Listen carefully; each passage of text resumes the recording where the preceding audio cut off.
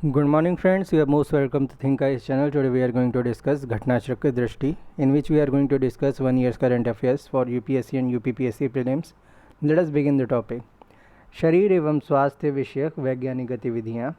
दुनिया का पहला 3 खुराक वाला रेबीज़ का टीका।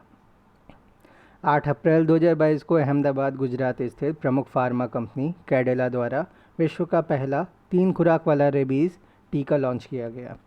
रेबीज़ मुक्त भारत के उद्देश्य से कैडिला द्वारा 1-2-3 अभियान के साथ इस नोवेल वैक्सीन को जारी किया गया।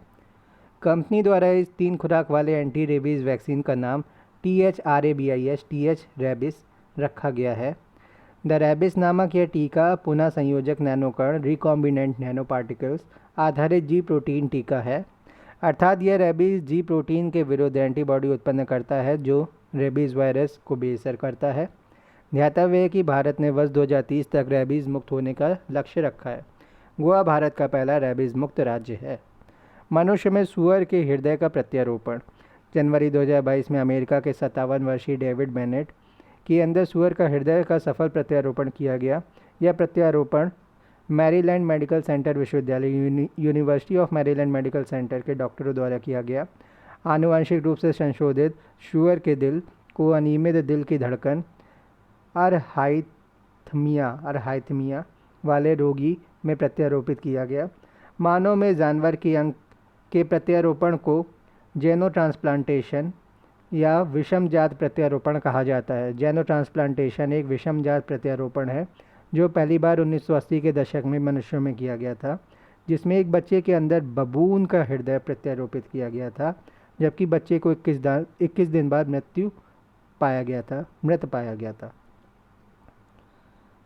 अमेरिका के 57 वर्षीय डेविड बेनेट का भी हृदय प्रत्यारोपित के पश्चात 5 मार्च 2022 को मृत्यु हो गई उनकी।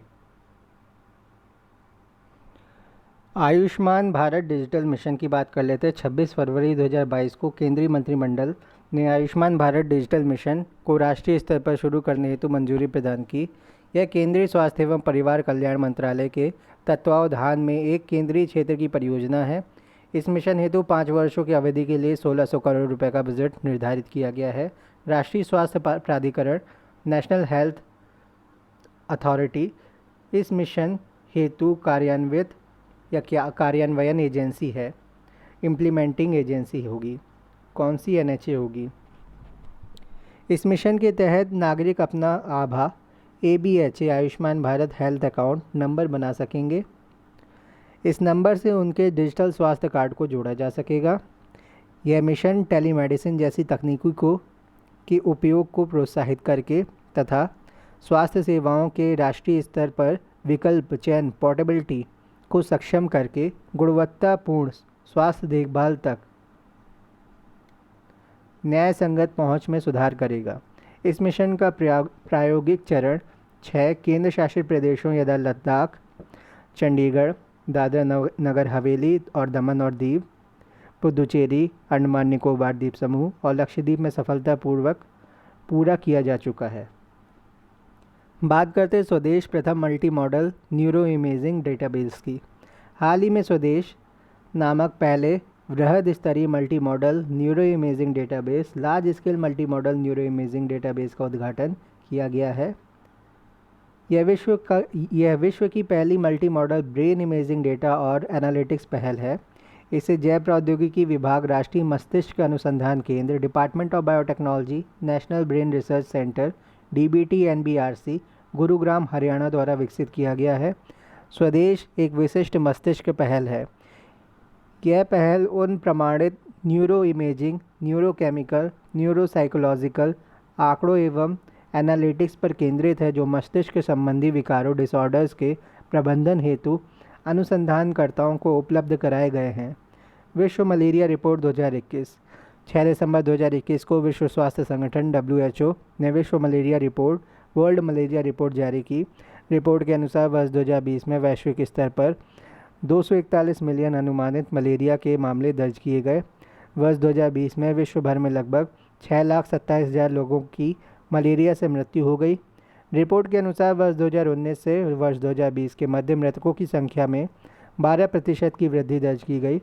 उप सहारा अफ्रीका क्षेत्र अब भी मलेरिया से सबसे ज़्यादा ग्रसित है।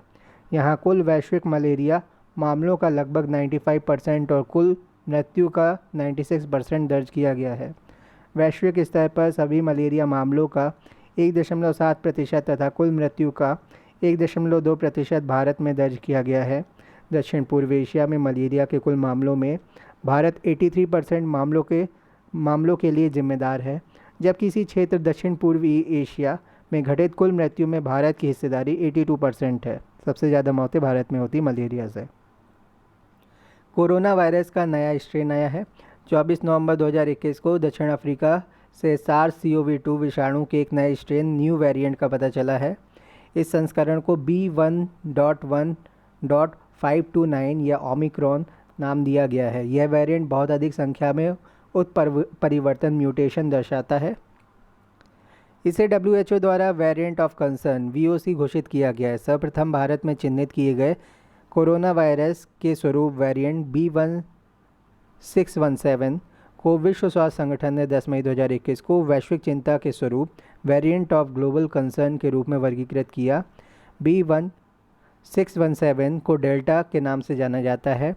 भारतीय वैज्ञानिक ने सर्वप्रथम डेल्टा स्वरूप डेल्टा वेरिएंट की पहचान की और उसे वैश्विक डेटाबेस में दर्ज कराया। डेल्टा संस्करण B1617 के 3 उपकार सब टाइप हैं: B1617.1, B1617.2, B1617.3। इसमें B1617.1 और B1617.3 को variant of concern, variant of interest, not variant of concern, variant of interest माना गया है, जबकि B1617.2 डेल्टा प्लस को वेरिएंट ऑफ कंसर्न के रूप में वर्गीकृत किया गया है। तो वेरिएंट ऑफ इंटरेस्ट कौन सा है? B1617.1, B1617.3। और वेरिएंट ऑफ कंसर्न कौन सा है? Delta plus B1617.2। Delta plus variant में डेल्टा वेरिएंट की तुलना में एक अतिरिक्त म्यूटेशन, एडिशनल म्यूटेशन होता है। इस म्यूटेशन को K417N म्यूटेशन नाम दिया गया है। सर्वप्रथम यूके में खोजे गए कोरोना वायरस में B117 संस्करण का WHO द्वारा दिया गया नाम अल्फ़ा है। दक्षिण अफ्रीका में खोजे गए कोरोना वायरस B1351 संस्करण का WHO द्वारा दिया गया नाम बीटा है। सर्वप्रथम ब्राज़ील में खोजे गए कोरोना वायरस P.1 संस्करण को WHO द्वारा गामा नाम दिया गया है। अब बात करते हैं IVF तकनीकी की। IVF तकनीकी से भारत में पहली बार बन्नी भैंस के बछड़े का जन्म। 22 अक्टूबर 2021 को जारी विज्ञप्ति के अनुसार कृत्रिम गर्भाधान की IVF इन विट्रो फर्टिलाइजेशन तकनीकी के माध्यम से भारत में पहली बार बन्नी भैंस के बछड़े को जन्म दिया। बन्नी नस्ल की भैंस के 6 बार IVF गर्भाधान के बाद प्रथम IVF बन्नी बछड़े का जन्म हुआ। यह प्रक्रिया सुशीला एग्रो फार्म्स द्वारा पूरी की गई, जो गुजरात के सोमनाथ जिले के धनेज गांव में स्थित है। ध्यातव्य कि वर्ष 2017 में छत्तीसगढ़ के गोपाल नगर में IVF तकनीकी से भारत के प्रथम गाय के बछड़े का जन्म हुआ था। बन्नी भैंस की बात करते हैं। बन्नी भैंस को कच्छी या कुंडी के नाम से जाना जाता है। बन्नी भैंस अपने उत्कृष्ट germ plasm, superior germ plasm, अपनी दुग्ध उत्पादकता तथा प्रतिकूल परिस्थितियों में जीवित रहने की क्षमता के लिए जानी जाती है। यह सूखे के दौरान लंबी दूरी तक यात्रा कर सकती है तथा साथ ही यह भैंस की एक रोग प्रतिरोधी डिजीज़ रेजिस्टेंट नस्ल है। यह नस्ल ज़्यादातर गुजरात के कच्छ ज़िले में पाई जाती है। बन्नी भैंस अपने एक लैक्टेशन पीरियड स्तन्य श्रवण औसतन 2857.2 किलोग्राम दूध देती है, जिसमें वसा की मात्रा 6.65% तक ही होती है। वर्ष 2010 में इसे देश की 11वीं बफेलो ब्रीड के रूप में राष्ट्रीय मान्यता प्रदान की गई। स्वतंत्रता प्राप्ति के बाद ये भैंस की पहली ऐसी नस्ल थी जिसे राष्ट्रीय स्तर पर इस तरह की मान्यता प्राप्त हुई है। भारत में कोविड-19 टीकाकरण। 21 अक्टूबर 2021 को भारत में कोविड-19 टीकाकरण का आंकड़ा 100 करोड़ 1 अरब के महत्वपूर्ण पड़ाव तक पहुंच गया है। यह उपलब्धि टीकाकरण प्रारंभ होने के लगभग 9 महीनों 279 दिन में अर्जित की गई है। ध्यातव्य है कि भारत में कोविड-19 टीके की पहली खुराक 16 जनवरी 2021 एम्स नई दिल्ली में टीकाकरण अभियान के दौरान सफाई कर्मचारी मनीष कुमार को प्रदान की गई थी। 21 अक्टूबर 2021 को नई दिल्ली स्थित राम मनोहर लोहिया अस्पताल में दिव्यांग अरुण राय वाराणसी को कोविड-19 टीके की 100 करोड़वीं खुराक दी गई। स्वास्थ्य देखभाल कर्मियों को पहले चरण में टीका लगाने के साथ देशव्यापी कोविड-19 टीकाकरण अभियान 16 जनवरी 2021 को प्रारंभ किया गया था। 19 फरवरी 2021 को भारत ने कोविड-19 के 1 करोड़ में टीकाकरण के महत्वपूर्ण पड़ाव को पार कर लिया था। यह उपलब्धि अर्जित करने में 34 दिन का समय लगा, जो कि विश्व में दूसरा सबसे तेज टीकाकरण रहा। उल्लेखनीय है कि अमेरिका ने 1 करोड़ टीकाकरण का लक्ष्य 31 दिनों में, जबकि यूके ने 56 दिनों में पूरा किया। मास्क्यूरिस्क प्रथम मलेरिया रोधी टीका। 6 अक्टूबर 2021 को विश्व स्वास्थ्य संगठन WHO वर्ल्ड हेल्थ ऑर्गेनाइजेशन द्वारा RTS-SA-SO1 RTS-S नामक टीके के व्यापक प्रयोग की संस्तुति की गई। इस टीके का व्यावसायिक नाम मास्क्यूरिस्क है। WHO द्वारा अनुमोदित यह प्रथम मलेरिया रोधी टीका है। यह टीका मध्यम से उच्च प्लाज्मोडियम फाल्सीपेरम मलेरिया संचरण वाले उप सहारा अफ्रीका तथा अन्य क्षेत्रों में बच्चों को दिया जाएगा। ब्रिटिश दवा निर्माता ग्लैक्सोस्मिथक्लाइन GSK द्वारा इस टीके वैक्सीन को विकसित किया गया। यह विश्व स्तर पर सबसे घातक मलेरिया परजीवी प्लाज्मोडियम फाल्सीपेरम के खिलाफ काफ़ी प्रभावी है।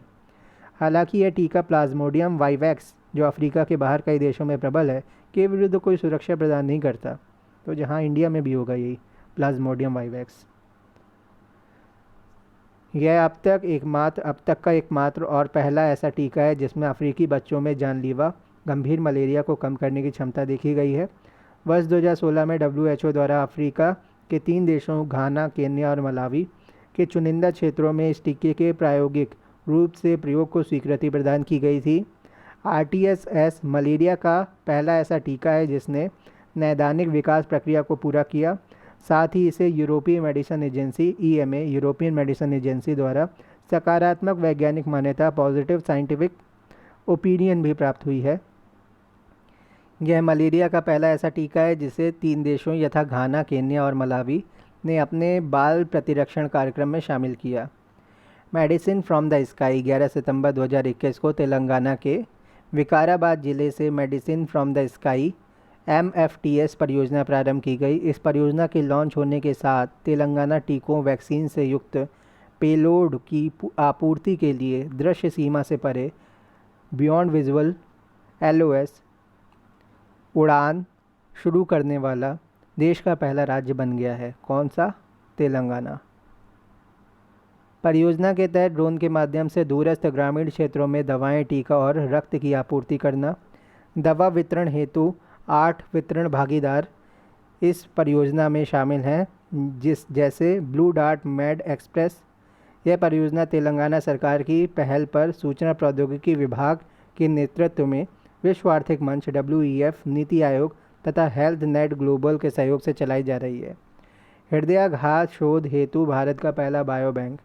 5 अगस्त 2021 को विज्ञान एवं प्रौद्योगिकी मंत्रालय द्वारा Shri Chitra Tirunal institute for medical sciences and technology Thiruvananthapuram में भारत के पहले हृदयाघात शोध bio bank NHFB national heart failure bio bank का उद्घाटन किया गया।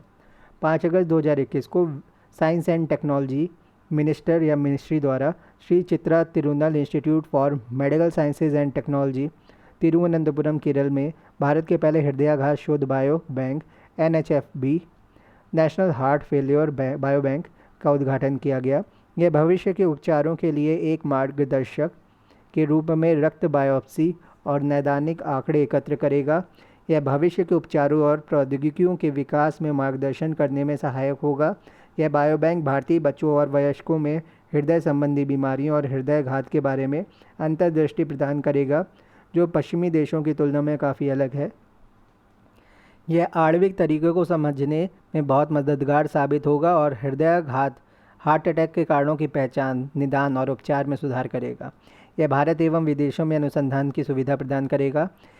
इसकी भंडारण सुविधाओं में -20 और -80 डिग्री मैकेनिकल फ्रीजर और एक तरल नाइट्रोजन भंडारण प्रणाली शामिल है जो -140 डिग्री सेल्सियस पर जैव नमूने कई वर्षों तक संग्रहित करके रख सकती है। Shri Chitra Tirunal institute for medical sciences and technology SCTIMST स्थित बायोबैंक ने हाइपरट्राफिक कार्डियोमायोपैथी में सहयोग अनुसंधान के लिए इन स्टेम बेंगलुरु के साथ एक समझौते पर हस्ताक्षर किए जो दिल की मांसपेशियों के फूलने से संबंधित है। गोवा देश का प्रथम रेबीज़ मुक्त राज्य 23 जून 2021 को गोवा रेबीज़ से मुक्त होने वाला देश का पहला राज्य बन गया। इसकी घोषणा गोवा के मुख्यमंत्री ने की। इस घोषणा का अर्थ है कि राज्य ने मनुष्यों और कुत्तों दोनों में रेबीज़ विषाणु के संक्रमण पर नियंत्रण कर लिया है। गोवा में वर्ष 2018 से रेबीज़ से मानव मृत्यु का एक भी मामला सामने नहीं आया है। गोवा में रेबीज़ नियंत्रण का कार्यक्रम मिशन रेबीज़ परियोजना द्वारा किया गया, जिसे केंद्र सरकार के अनुदान के माध्यम से संचालित किया जा रहा है। मिशन रेबीज़ ब्रिटेन आधारित एक चैरिटी समूह है जो विश्व भर में रेबीज़ उन्मूलन हेतु कार्यक्रमों का संचालन करता है। वर्ष 2013 में भारत में इस मिशन की शुरुआत हुई जो विश्व में रेबीज़ का एक हॉट स्पॉट है। विश्व स्वास्थ्य संगठन ने यूनाइटेड अगेंस्ट रेबीज़ पहल के माध्यम से विश्व पशु स्वास्थ्य संगठन OIE और संयुक्त राष्ट्र खाद्य एवं कृषि संगठन FAO के साथ वर्ष 2030 तक कुत्तों के कारण रेबीज़ से मानव मृत्यु को समाप्त करने का लक्ष्य निर्धारित किया। रेबीज़ अलर्ट या जलांतक एक विषाणु जनित रोग है। चीन मलेरिया मुक्त हो गया है। जून 2021 में WHO ने चीन को मलेरिया मुक्त मलेरिया फ्री घोषित किया। उल्लेखनीय है कि चीन में 1940 के दशक में प्रतिवर्ष 30 मिलियन मलेरिया के मामले दर्ज किए गए थे। पिछले 3 दशकों में विश्व स्वास्थ्य संगठन से मलेरिया मुक्त प्रमाण पत्र प्राप्त करने वाला चीन WHO पश्चिमी प्रशांत क्षेत्र का पहला देश है। पश्चिमी प्रशांत क्षेत्र में जिन देशों ने मलेरिया मुक्त देश का प्रमाण पत्र हासिल किया उनमें ऑस्ट्रेलिया 1981, सिंगापुर 1982, ब्रुनई दारुस्सलाम 1987 शामिल हैं। चीन सहित विश्व स्तर पर 40 देशों और क्षेत्रों को WHO से मलेरिया मुक्त प्रमाण पत्र प्राप्त हुआ। हाल ही में El Salvador 2021, Argentina 2019, Algeria 2019, Paraguay 2018, Uzbekistan 2018 को मलेरिया मुक्त घोषित कर दिया गया। भारत में मलेरिया उन्मूलन प्रयास हेतु वर्ष 2015 में ये प्रयास प्रारंभ किए गए थे कि मलेरिया ख़त्म किया जाएगा। वर्ष 2016 में केंद्रीय स्वास्थ्य एवं परिवार कल्याण मंत्रालय ने मलेरिया उन्मूलन हेतु राष्ट्रीय रूपरेखा NFME national framework for malaria elimination 2016 to 2030 को लॉन्च किया। जुलाई 2017 में मंत्रालय द्वारा मलेरिया उन्मूलन हेतु राष्ट्रीय राजनीतिक या रणनीतिक योजना 2017 से 2022 national strategic plan for malaria elimination 2017 to 2022 को लॉन्च किया गया। 2DG आयुष 64 मई 2021 को drugs controller general of India DCGI ने कोविड-19 महामारी की दवा एंटी कोविड ड्रग 2-डीऑक्सी-डी ग्लूकोज और 2DG के आपात इस्तेमाल को मंजूरी प्रदान की। इमरजेंसी ट्रायल को रक्षा अनुसंधान एवं विकास संगठन DRDO की प्रयोगशाला institute of nuclear medicine and allied sciences INMS INMAS द्वारा 2DG दवा का एक एंटी कोविड-19 चिकित्सकीय अनुप्रयोग विकसित किया गया है। इनमास INMAS ने यह कार्य doctor Reddy's laboratories DRL Hyderabad के सहयोग से किया। यह दवा वायरस से संक्रमित कोशिकाओं में संग्रहित हो जाती है तथा वायरस के संश्लेषण और ऊर्जा उत्पादन को रोककर वायरस को विकसित होने से रोक देती है। मई 2021 में आयुष मंत्रालय द्वारा Ayush 64 poly herbal Ayurvedic drug और काबासुरा कुडिनीर सिद्धा ड्रग औषधियों के राष्ट्रव्यापी वितरण का अभियान शुरू किया गया। आयुष 64 दवा हल्के और मध्यम कोविड-19 संक्रमण के लिए लाभकारी है। आयुष 64 दवा सप्तपर्ण एल्स्टोनिया स्कॉलरेस कुटकी पिक्रोकाहिजा कुरुआ चिरायता स्वर्टिया चिराता और कुबेराक्ष सीजलपिनिया क्रिस्टा नामक औषधियों से बनी है। तो किस किस से बनी है? सप्तपर्ण, अल्स्टोनिया स्कोलरिस, कुटकी, पिक्रोरहीजा कुरोरा, चिरायता, स्वर्टिया चिराता, कोबेराक्ष, सीज़लपीनिया क्रिस्टा नामक औषधियों से बनी है। आयुष 64 औषधि को आयुष मंत्रालय की केंद्रीय आयुर्वेदिक विज्ञान अनुसंधान परिषद CCRAS द्वारा विकसित किया गया। इस दवाई को लेने की सलाह आयुर्वेद एवं योग आधारित national clinical management protocol NCMP द्वारा भी दी गई है। यह दोनों दवाएं कोविड-19 मरीजों के लिए लाभकारी है। धन्यवाद।